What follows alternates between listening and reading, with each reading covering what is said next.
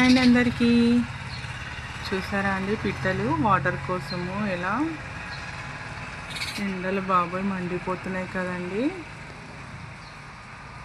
మూగజీవాలను కాపాడుదామండి. అసలు మనకు ఈ రోజుల్లో పిట్టలు ఇలాంటి పిచ్చుకలు కనిపించడమే అర్థమైపోయింది కదండి సిటీస్లో అయితే మన చిన్నప్పుడు అయితే అండి, మనం పడుకున్నప్పుడు ఈ పిచ్చుకల సౌండ్తోనే లేసేవాళ్ళం కదండి.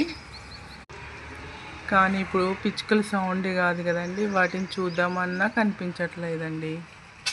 మనమే ఈ ఎండలకి చూసారా అండి, ఎండలు ఎంతలా ఉన్నాయో అసలు.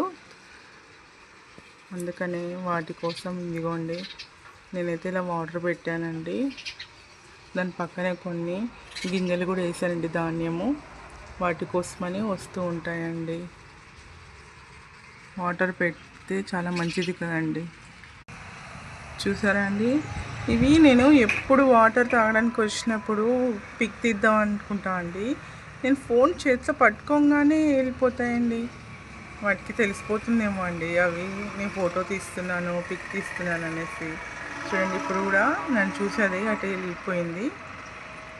ఎప్పుడు వీటిని ఫోన్లో బంధిద్దాము అనుకుంటాను, కానీ అవి పారిపోతాయండి. ఏం చేయాలి?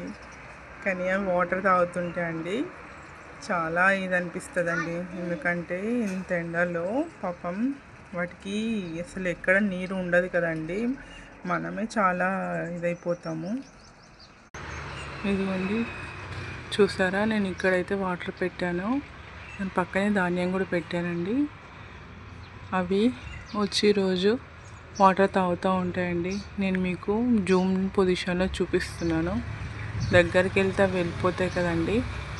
వైర్స్ మీద కూర్చొని ఉన్నాయండి. చూసారా అండి, నేను ఫోన్ తీసుకునేసరికి అన్నీ వెళ్ళిపోయాయి.